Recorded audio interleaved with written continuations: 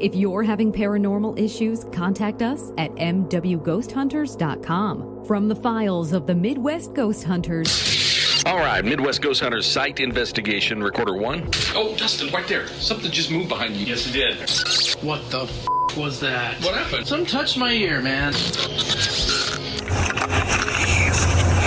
What's that? This is Dark Matter with Midwest Ghost Hunters. Back at Pythian Castle for another episode. Thanks for downloading us today.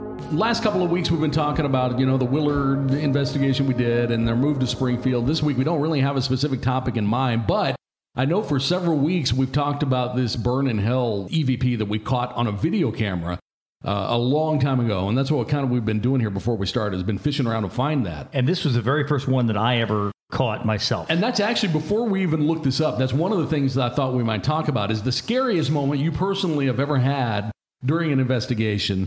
That's kind of what I was thinking we might talk about. And I know we've kind of talked about this a little bit before when we talk about the aha moment where each of us realize maybe there's, maybe paranormal activity is happening. Yeah. This was yours. This is the very first time that I had heard an EVP. Willard as a house would be my scariest time. It's like 2:00 in the morning.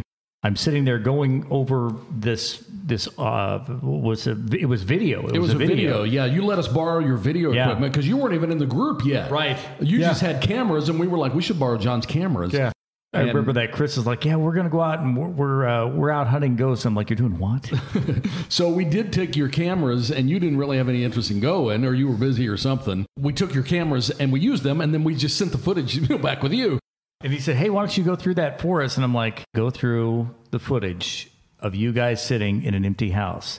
This is going to be fun. And really what we did was we used the camera mainly because we wanted to see if the flashlight would come on when we asked it to come on. So we set up a camera. We asked, if anything was there, turn the flashlight on. By the way, this is at a house in Bolivar, Missouri that we did a long time ago. And we set the camera up trained on that flashlight. So we set the flashlight on the table and we rigged it. You know how you rig them to where it's got a little battery contact, but not a whole lot, to where you just have to tap it to make it come on. And we left. And we wanted to see if that would come on when we left. But not only did it come on, it actually turned on. The button was turned on. Instead of just making it come on by tapping it, the actual flashlight was turned on. And that's what we caught on video. And we didn't realize until John went through it and was listening, and again, before you were part of the group at that point, and heard the EVP that we've referenced many times before. I sent this to Chris at 2:00 in the morning.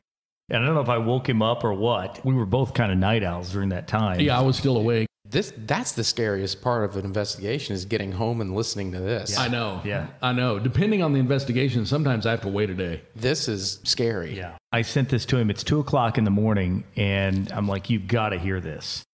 So we've actually found the video, and the video's on the website, mwghosthunters.com. It's on the Bolivar. The house that we investigated was actually a preacher's rectory originally, where a preacher for a church lives. So that's what it's called. That's the button you'll click on, is Bolivar Preacher's Rectory Investigation. And what time on the video do you go to? So it's a 9-minute video or longer, and you have to go to 2 minutes and 45 seconds or so before you can hear this EVP. And I've actually got it queued up here. We've referenced it so many times, and we've always said, yeah, we need to queue that up and play it, and we never do. So we actually did this time. So we go ahead and let me go ahead and play it, and you can hear it, and then we can kind of break it down a little bit afterwards. Okay, there it is right there. It's pretty quick, but for the longest time, we thought it just said burn, because that's all we heard. And then we were doing the podcast one time, and Tyler says, hey, and by the way, it was Tyler that heard it, none of us, who said, hey, that says in hell. Like 12 years later. Yes. Yeah, Tyler heard it, and we were like, holy shit, it does say that. Let me go ahead and play it one more time. You can hear us walking around the kitchen. Again, this is on a video camera that we had set up, trained on the flashlight, and we didn't even think that we might catch an EVP on it, but here we go again.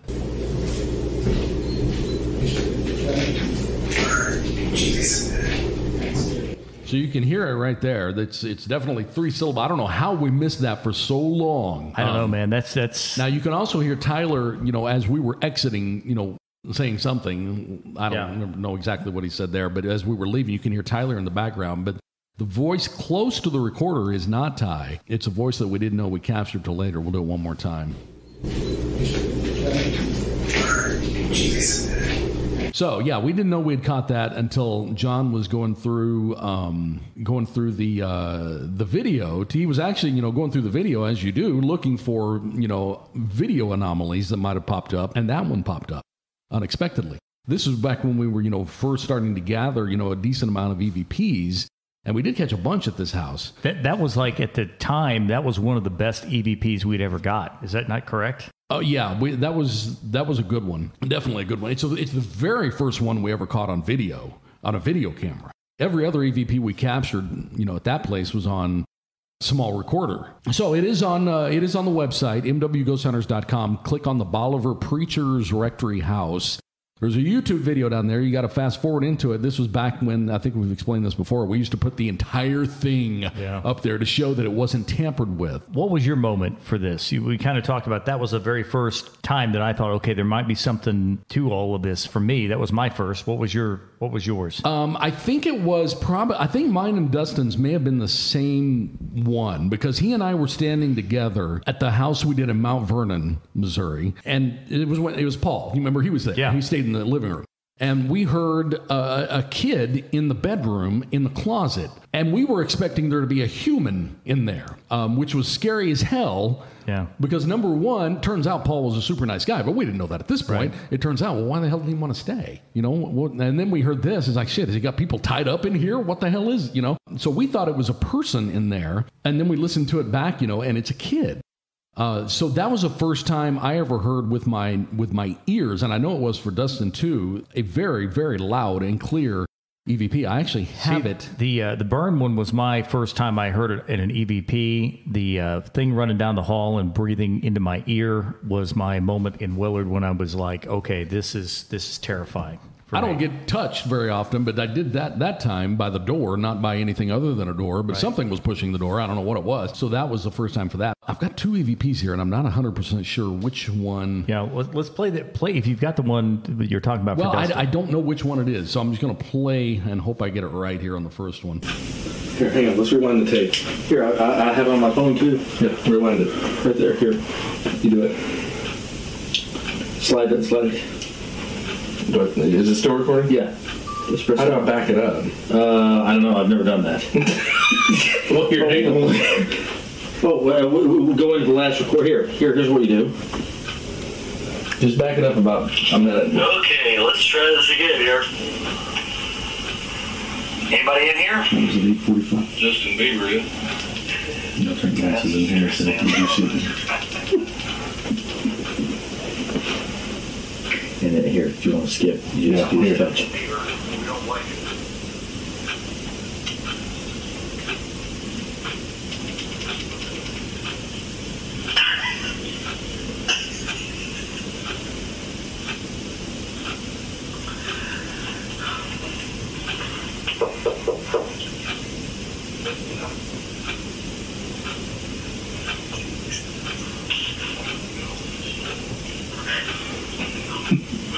Yeah.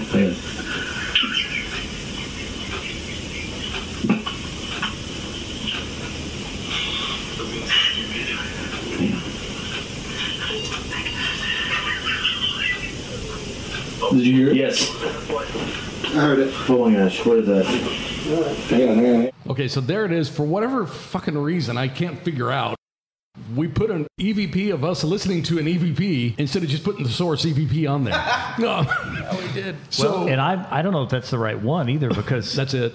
I remember hearing. I'm in there with you guys. That's us listening back to it. Oh, that's right. That's us listening to an EVP. That's an EVP of us listening to a damn EVP. We didn't 100% know what we were doing, but we had a fairly decent idea. We were getting a little footing at this point, but not well enough to post decent sounding audio. And as far as the moment you were the most afraid, I'm going to go ahead and say that's Willard. Yeah, for sure. For me, it would be 100%. I've had, fleeting moments here and there of other places that scared me, but nothing where we left like that. I mean, even when we were at the bridal place in Buffalo, I got scared at one point when we were going up, the first visit, when we were going up from the basement. I heard something. Yeah, no, that's true. Yeah, that's true. There was something. It felt like that something was grabbing at your feet too. I mean, it just kind of had that, but it just kind of had that feel. And some of it could have been psychological at that point, right? But I don't know. But that was I don't know why we posted it that way. We didn't post the original EVP. We posted the sound of us listening back to the EVP, but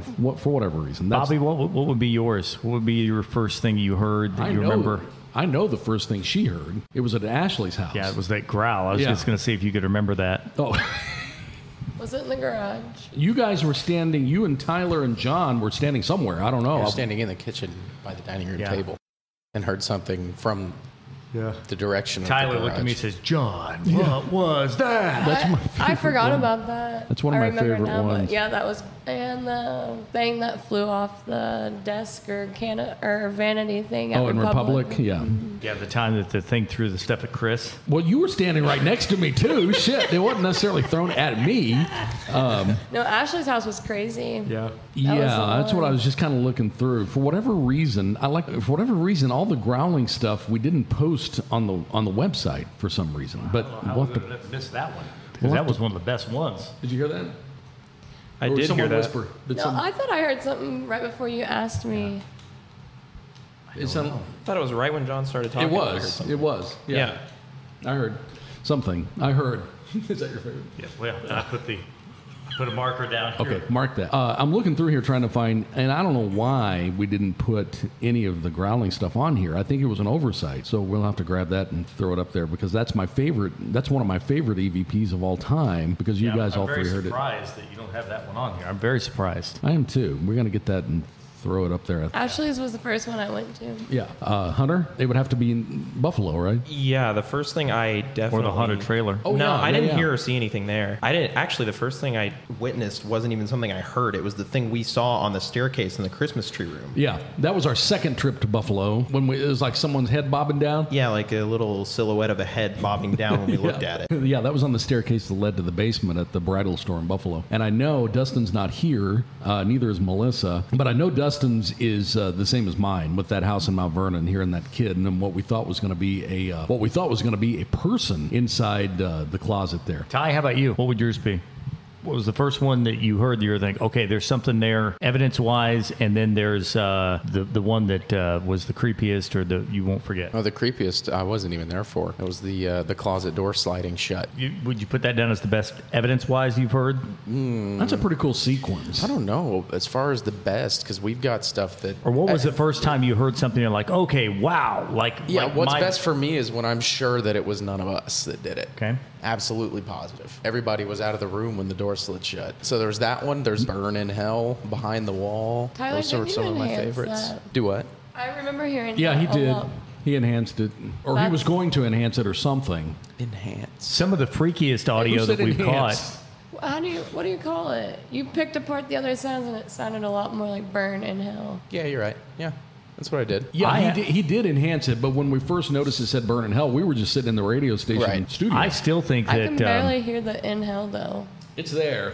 I know whenever we played it on the speakers at the radio studio, you could hear it very clearly. One of the ones I think you also have to look back on that's really super creepy was for the longest time when Tyler and Bobby first started coming to the podcast, we didn't catch anything for like 3 months. Like all of the ghosts in here or all the spirits, EVP, whatever you want to call this, we had no activity at all. And then one day, just like an explosion. Remember that one that said, Tyler. We got that, that here. And then remember that one that says Bobby? Yes. Remember that? Tyler took that back in there. There have been some really weird ones. I don't really know how to rate them. Now, if we're talking about our favorites captured here, by far the favorite one for me was the Charlie Chaplin. Yes. Yeah, the Charlie Chaplin audio was great. Mine's the old man. None of us make a noise like that. It's I don't know. Remember the chandelier swinging? Yes, and we have that video, I think, posted on the... Yeah, we do. It's posted on our website. If you go to the Pythian section, we have the video posted. Yeah, when we did an overnight investigation here, the very first thing we did was go downstairs, and that chandelier, it's a big... Did you just hear that? Yeah. Oh, it sounded like a little bird or something. No, that was it.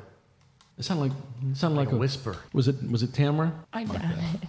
Huh? I doubt it. Can you say something? It sounded cute.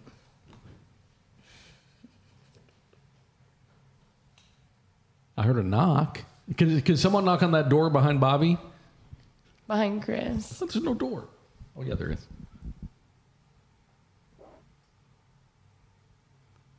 What was that sound? Did someone just brush their mic? No, it wasn't. Actually, I think it was Bobby brushing the windscreen on the mic. This never works. No, we always do this. Never. We waste a lot of time on the podcast doing that. I don't know. We'll have to. I heard that. Yeah. What's going on here? As far as ranking them, I can't.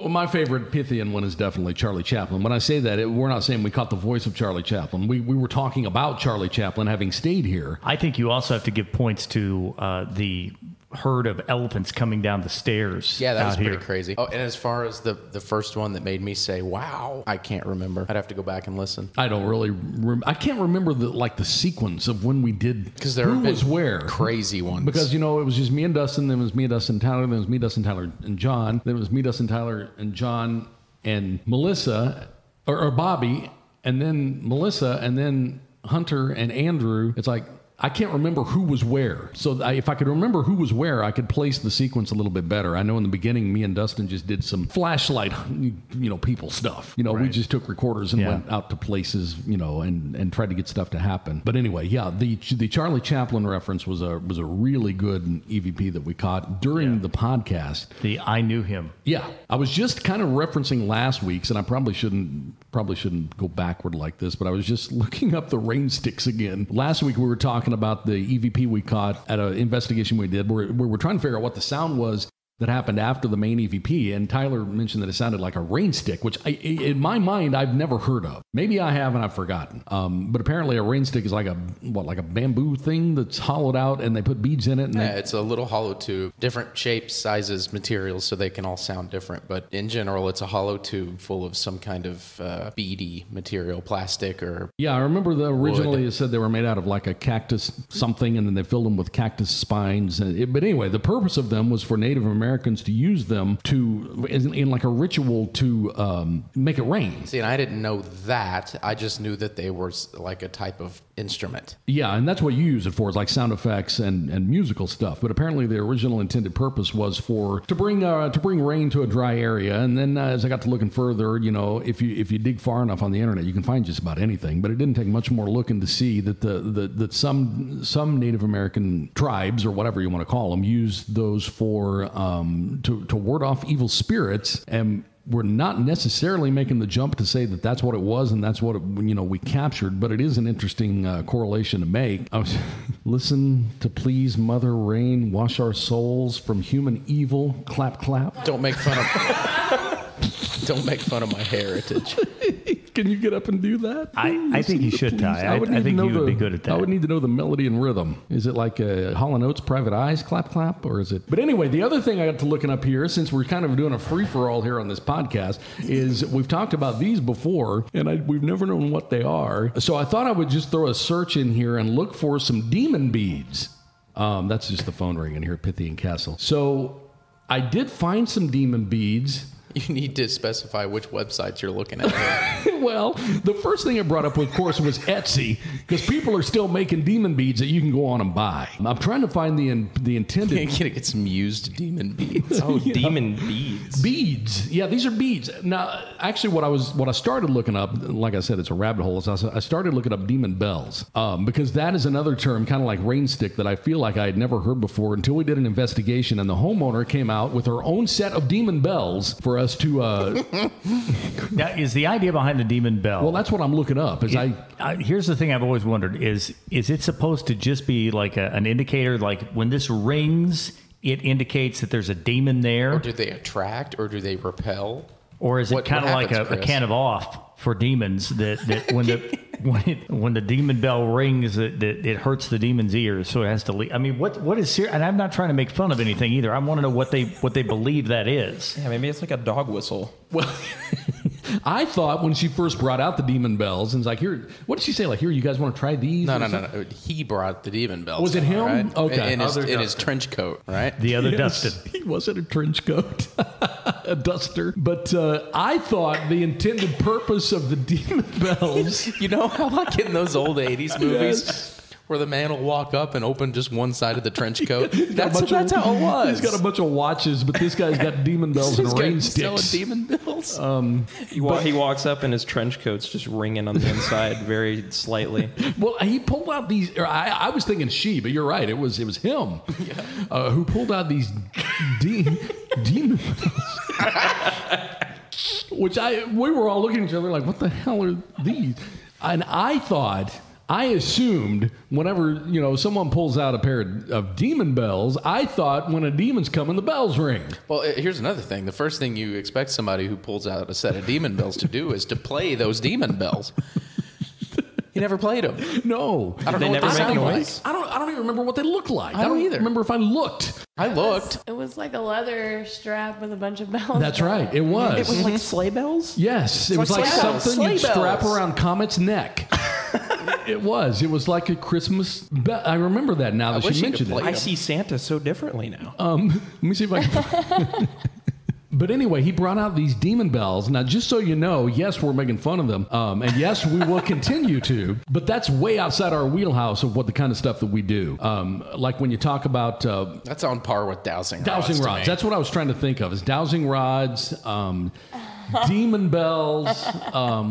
little piles of salt in the corner. Burning frankincense or whatever. Yeah. And remember, not to bounce around here too much, but when we did that preacher's rectory house in Bolivar, remember, number one, the house looked like it had been teetotally trashed. We found feces in the closet. I don't remember the preacher's rectory. Well, that's the one where we called Burn in Hell. I don't remember which house where she just walked away. It was just me, you, and Dustin. She just walked away. The house that had like locks on the inside, like you could lock people inside places. Macaroni? Yes, macaroni pan. That was a preacher's house? Originally, yes, it was.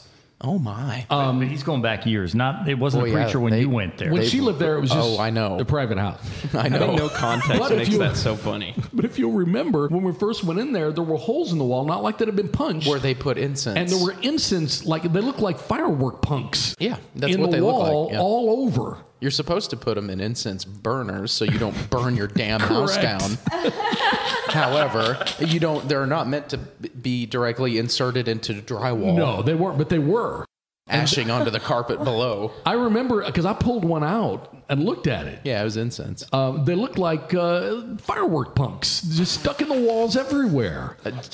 Like 40 of them. There were a ton of them. They were everywhere. And it was one of you guys who pointed out what they were, because I was like, what the hell are these? Yeah, because I've burned incense before. Well, nothing paranormal in that room, that's for sure. But it's important to point out at that same house, I know we're bouncing around a ton here, but at that same house, remember at the end of the night, it was so hot in there because it was like about this time of year when we went. Well, there was no central air conditioning. There was no air. And there was no window units. A lot of the windows had been painted shut. Yeah. So you couldn't even open them. But remember when we flipped the light on and the ceilings were covered in flies? Completely black. Yeah, there were so many flies inside. And I know the fact that we call it macaroni pan house, it shouldn't be a surprise with a rancid pan of macaroni laying right by the front door.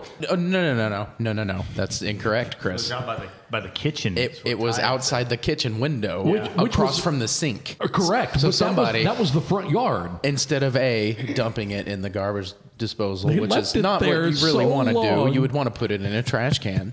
Or put it in a Tupperware and keep it. They took the entire pan that had or pot that had macaroni in it and just dropped it out the kitchen window. and what I envision happening there, and the grass grew over it, was that they let it sit there to the point where it's like, well, I can't save that pan. Yeah, might as well just leave it. It sat there for so long. They may have flipped it upside down once, and it was like getting a Blizzard or Dairy Queen. It wouldn't come out. They were getting a little whiff of something with the kitchen window open doing the dishes. So they just opened the kitchen window, which was there right above the sink, and just pitched the whole damn thing out. So we were walking around outside this house trying to look and see if there were any fuse box, anything that would cause significant surges of power. We were looking for EMF sources. Yeah, that's what we were looking for, is sources of high EMF. We were looking to see if there was anything outside, and the weeds were really, really tall, and mixed into those weeds, you couldn't even see it from the road. No, you had to get up close. Was an upside down pan of macaroni, and Tyler was absolutely the one who flipped it over to see what was inside.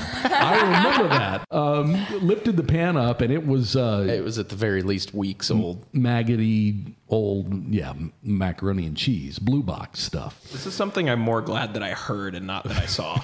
But that was just the beginning, of the stuff we saw. And I know we're not necessarily focusing on that particular house, but it was just complete. And when we're talking about anomalies like demon bells and rain sticks or what the hell ever, we have to talk about rancid macaroni. And when we went upstairs, we were looking. First of all, it was weird because upstairs in this particular house, there was really no furniture except for beds.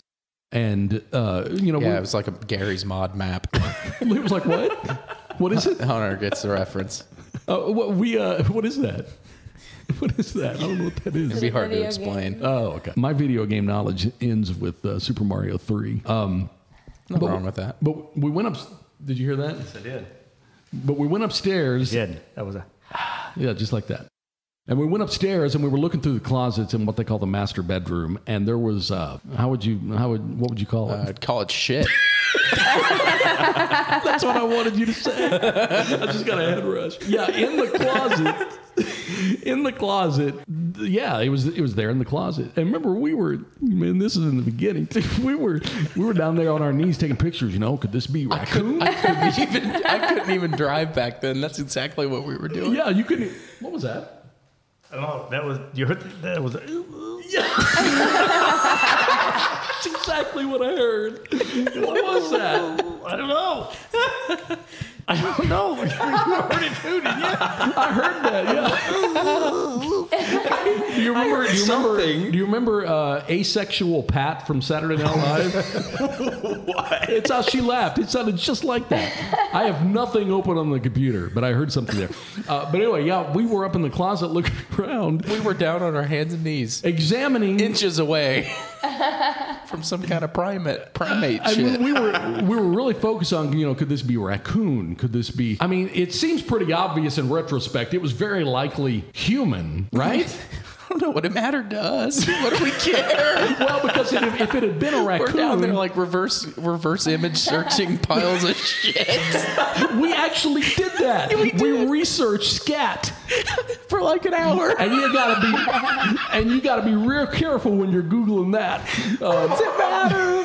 What did it matter? I don't, because we thought if it was like a critter of some kind, that would account for the sounds that we heard upstairs, which it would. Okay. I mean, it's a good process. Nowadays, we just say, "Oh, look at that." Yeah, there's shit in the closet. I think we were overlooking the obvious at this point. That it was very likely one of the many kids who lived there, I hope, and not the one adult, was very likely responsible for that. I don't know. But that was, I can't even remember what else we ran into at that particular place. If we're just talking about gross shit we've seen over the years, I mean, that one is near the top, but it's not the top. Oh, no, the top. I know the top. I know the top. Yes. And coincidentally, number 1 and 2 both involve shit. So you're talking about... I think we all know. I do not. I know John remembers. I don't know. Yes, I do. I don't know how specific to get. I don't know who, Can we say the town? Call out anybody. We can say the town. We went to a town. Okay, here's the deal. I'll take it. The best way to describe it is a compound. Mm-hmm. Yeah, and I got to be real careful here because I don't want to specifically body shame anybody, but I'm trying to paint the picture at the same time. Who was there whenever we rolled in? It seemed like there were an awful lot of motherfuckers there. There were a lot of people there. It's 5 or 6. A lot of people. I only talked to one person to set this thing up. And that extra guy and girl were there too that night. Yes, they were. Dustin's friend brought his girlfriend. And Dustin's friend had accompanied us a few times simply because he was interested. We're like, yeah, he can come. That's fine. We don't care. And we didn't mind. His girlfriend or I assume she was his girlfriend. I think. So this guy, whose name I don't remember, it doesn't even matter at this point, came along. And he was okay. I mean, he had been with us before, but he brought a guest. And usually we don't, number one, we don't bring guests. This was back when we were a little more, fast and loose with who came along. But he came along, and we didn't know our guest was bringing a guest, but he did. And this guest was she knew everything there was to know about paranormal. She would jump in and take over an EVP session, having never done this before in her life. And I'm not saying there's any, it's not rocket science, but still, shut the fuck up for a minute. But anyway, this house in Verona that we went to, what we're talking about, I guess now what we've morphed into is talking about some of the gross shit we've seen over the years. And this one was the Crown Prince. Did you say the city? Verona, yeah. Yeah, we can say the city without, getting any more specific. So when we rolled up there were like 6 or 7 people there. And like I said, we'd only really, we'd only really talked to one person, and we had made an agreement that they wouldn't be there when we did the investigation for no other reason than, we wanted to have the place to ourselves. This house had the biggest spiders on the face of the earth. When we'll you get there. pull up to a house and your first thought is, Well, it was weird because they had the house, and then they had like a metal barn house next to it that was like I don't know what it house. was because it was like a trailer inside of a barn. Are you talking about the guest house? Yeah, well, whatever you want to call it. I don't know. That's where they all went, though, while we did the investigation. But then they helped themselves to come back over anytime they wanted. Yeah. Okay, so we found things. It was there. like they didn't have running water out in the guest house, so they had to come. Imagine Kowloon City, the walled city in like China. Mm-hmm. Remember what that looked like on the outside? Well, you guys can Google it. Oh yeah, that's what this place looked. Tell me what I'm Googling again. Kowloon City, Kowloon. Remember the toilet not being connected? I remember the toilet, number one, not being connected and supported by 2x4s. Kowloon City. Yes, this is it. So yes, there was. Feel free to look that up. That's exactly what it looked like. Well, yeah, and looking at Kowloon City, I mean that's what it looked like inside the house. Inside, there was stuff stacked. Inside the house, not from the outside. And keep in mind, when we go to do an investigation, we're not there to critique the decor. And we don't even, but these are only 9 times out of 10 we don't pay any attention to. The reason we're bringing this up is because these things were so incredibly extreme. This is the extreme version. When you have to walk sideways into a room because there's so much stuff in there, we're going to talk about that. We're not going to out you specifically, but we are going to talk about that. Me walking through this place, I had a little David Attenborough in my head narrating everything I saw when I saw it. Because at one point we went up to the quote-unquote stairs. Yeah, that was you and I. And giant, huge spider web. And huge. With 2 spiders fighting over a meal. Yes. Inches away from our heads. And I wish we could paint the picture a little more vividly here. We're not talking about a house someone just moved into and they still got boxes stacked up. We're talking about dirt floors. Food that was way out of date the package is still open on the floor. Remember the decomposed mouse sewn to the carpet? Next to the bag of open Cheetos. Yes. Yeah, I remember we got to look at that. In the middle of the floor. You got to look at that. It looks like a fuzzball on the carpet, and then you would have to consciously. You would have to think, okay, if you're getting up to pee at night, right? You'd have to think step. Okay, I got to step over the mouse. Yeah. Step over the giant gap in the floor. Well, that was one mouse ground into the carpet that we saw. It sounds like an AI-generated house. And then chaos. There were no doors on anything. And this is what I was saying earlier when I said I don't want to body shame anybody, but I do want to paint the picture here. There were no doors on any of the rooms for the reason those door widths were not ADA compliant. That one of the occupants couldn't fit through them. More than one. Well, I know. I didn't want to.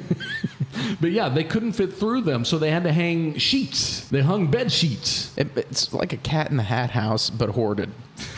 Cat in the Hat. Yeah. The basement. When you went down into the basement. That's where we were headed. Yeah, I mean, Tyler went. Oh, that's not. Yeah, the worst part's yet to come. Yeah, I mean, you're outside, and they're like, "Well, we've got a basement," and I'm thinking, I gotta see the basement. So we get to the steps of the basement, and already it smells like shit. Human. I remember. Yeah. So I go down the steps. There's a working light bulb down there. One. You carried a recorder down there, and all we could hear was we could hear you going. Dry heaved all the way down about 20 steps below ground, and it was probably a 30 by 30 foot basement. Yeah, I peeked fairly down, large. I peeked down in there. I couldn't stand the smell. So there's no way I was going down there. Tyler was determined. So at the bottom of the step, at the bottom step, you couldn't step off the bottom step. Do you guys want to know why? Because there was a probably 2.5 inch thick slurry collection, pool, if you will, toxic soup of human liquefied shit. Yeah, at the bottom of their basement. Yeah, he took pictures while he was down there, and we saw the pictures. There was shit dripping down the wall. I don't even know how that happened. What was that? Oh, did you hear that? That was me. But you didn't have your microphone. No, it was a yes. We'll have to listen. Mark that one. But Tyler took pictures while he was down there, and there was like the whole walls were covered with dripping poop. That's the best way to put it. I mean, dripping down the walls. So do we still have that? Those pictures? I don't know. I didn't move any of that stuff. I didn't include that investigation at all. I don't even remember if we. That's going to be the thing people are wondering. They want us to. No, we didn't find anything there, right? Well, no. we were a little sidetracked. Number one, by the girl that came with us, interrupting, what we were doing. Because every time you get in the middle of something, she would jump in. I remember she said, "Here's how this works," and I said, "How many of these have you been on?" Well, I remember at one point. This is the first one, but I saw it on a TV show. I remember at one point, John and I were like, yeah, who's that person? Yes. There's like a person that's like with us, I think. Yeah. I asked Chris, I said, who is this girl? But anyway, I can't even remember all the specifics of, you couldn't walk anywhere in that house. We were a little preoccupied with maintaining our health and safety. Really, and the toilets weren't like screwed down to the floor. No, remember there was a hole in the floor. I remember a hole in the floor. And the toilet was supported by 2x4s. Oh, that's right. I forgot about that. The toilet was just sitting on a couple of supports. I don't even know how that would even work. How would that plumbing? Was it just like did whatever you did in the toilet just fall into the crawl space? I think it would have to. Into the pipe. Well, no. At some point, it hits a pipe because he was down there where the pipes are. I'm wondering how you get to that situation, and the top priority you have to worry about is paranormal stuff. It's the ghost. I don't know. How does that happen? Guys, we got a big problem. There's a ghost in our house. Oh yeah, buddy. I think this place might be haunted. Can you imagine the size of the rodents that resided there that we didn't see? I know they were there because we saw dead ones. Yeah. It was bad. It really was a situation where the health department would roll in and condemn the place and literally in a heartbeat. I think that it was dangerous. If they came in, it's a situation where I don't know that you could even repair the house. No, I think you would burn it. No, it'd have to push it. I've seen a lot of really bad hoarded houses, and that's probably the worst one I've ever seen. Yeah, it was terrible. It was a worse matter than of the house, since you had to go into the basement for the dirt floor. It was just a dirt floor basement. I can't even remember that. What house was that? Now I remember. No, you weren't there in Bolivar because the preacher's rectory house had everything inside the house was all locked up, with padlocks, multiple padlocks. Oh, they had a basement? Yeah, there was a basement that went down there, and Tyler's like, I'm going to go check this out, and I said, okay, I'm going to come with you. And Tyler and I went down there, and literally a dirt floor. I don't even remember there being a basement there. I don't even remember. This is a different house than that one. This was another house, not the one you're thinking of that had this guy also had one room that was all locked up, and Tyler's like, what in the world is that guy keeping in that room? The gunshot room. The gunshot house. No, this is a different house. This is a different house. Hell, I don't even remember. Mid-Springfield. I remember we took several houses back then in questionable areas because, that's anything that came in, we would take it at that point. And I remember we went to a few that we should have Google Earthed. At the very least. At the very least before we went. I don't remember that one specifically. The only dirt floor basement I can remember, Tyler, do you remember at the preacher's house? Remember right in the kitchen? You had to lift it up off the floor. You could lift it, you could go down into just the earth. There was nothing there, though. It was like a tiny, tiny room. But what the hell was that? We didn't stay at this house very long. We went in. This was another deal where we'd heard gunshots outside, but not the gunshot house you're thinking of. Was it the one where the front door was just unlocked? Yes. I don't even remember going past the living room in that place. No, we I did. don't think I did. Yeah. I thought we just went up the steps a little. Well, we heard something up there and was pretty sure we it was went a in. person. The house was open, and you're right. There was a basement. Yeah, there was a basement. Ty and I went down there into the basement, but we didn't stay long because Tyler turned around and said, "I just got a bad feeling about this," and I was like, "You know what? I really can't." I know for a fact I didn't go into. I don't remember. Yeah. I don't remember going past the living room. We did. There was a door that had all kinds of padlocks on it. He's like, "Why would you do that? Why would you do that?" And then we saw the steps leading down into the basement, and it was all dirt down there, and it was empty down there, but it was just dirt floor. I just don't remember that. I don't remember that at all. And I'm sure there's been other places we've been. 99.9% of places we've gone to, we don't even notice. We went to one house where they had like a USB port butt plug. Oh, yeah. Yeah, with a little greasy butt plug with the hair on it on the coffee table. Dude, right next to the bottle of French's mustard. No. If you're going to call a plumber, if you're going to call an electrician, if you're going to call some ghost hunters, put your butt plug away. Yeah. And the instruction booklet laying right next to it. It had just been opened and tried. Yeah. A how-to butt plug? Well, I don't know, but we were at the because we turned our flashlights on and it was on the coffee table this was at an apartment that we did. Fuzzy handcuffs too. Well, we found more than that. Once we got to investigating further, we didn't break any seals and look in anything. This stuff was just out for all to see. Yeah. And she did a complete walkthrough with us, before we even started, knowing full well that all that stuff was out. But yeah, there was the handcuffs and the butt plug. The butt plug that, by the way, you plug into your laptop. Yeah, it's USB chargeable. Yeah. When you say walkthrough, it makes you sound like she walked you through the house. So if you look on the coffee table here. No, none of this stuff was mentioned.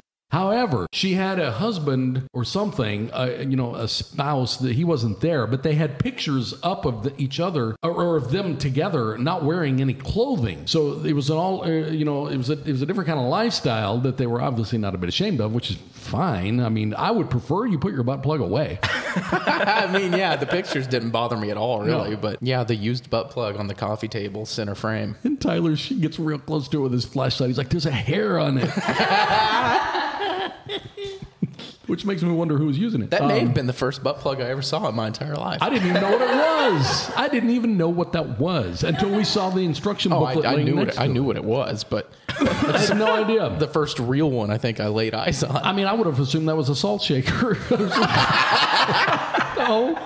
Well, because it was sitting next to the mustard. Well, yeah. The unrefrigerated mustard. So, I mean, anyway, we've seen weird stuff like that, but overall, that apartment was well kept. There were no dead mice. There were no, It was nice. It smelled good. It was just that was more comedic value than anything that we saw some of this stuff sitting out. And I admire the fact that they weren't a bit ashamed of it. It was just left out. More power to them. So anyway, the point I was making is when we go into a place, the first thing we don't do is walk around looking at how tidy it is. We could care less unless it's possibly going to affect our focus on the investigation because we're worried we're going to die. You guys you just don't understand. You just had to be. And we go through a house completely and take pictures of stuff because if if you got a pan on a table, we need to know if that pan gets moved while we're there. Yeah. We take a lot of establishing pictures first, and that way we can tell, kind of like that statue we were talking about at that Springfield house, the little figurine that moved. That way we can tell if something like that moves. We're not taking it, to make fun of you on a podcast later for it. We're certainly not opening drawers. No.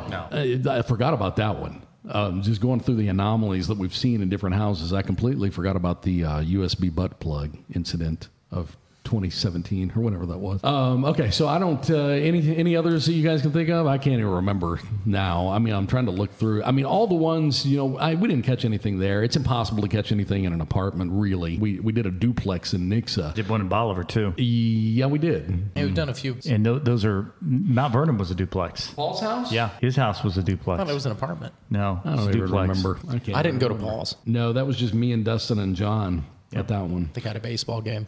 You were like 12. Yeah. But anyway, any of the evidence we talk about on our website, you can find it, on the podcast. You can find it on the website. Go to mwghosthunters.com. And if you need us to get in touch with you about, activity you're having, we have people, email us from all over. We can help find someone for almost anyone, anywhere. We can at least point you in the right direction, and you can contact us. We have a little text bubble that pops up on the bottom of the website. You can just type your question in there, and it goes right to our email. Anything we've talked about on the podcast, you can find it on our website at mwghosthunters.com. More Dark Matter on the way next week with Midwest Ghost Hunters from Pythian Castle in Springfield, Missouri.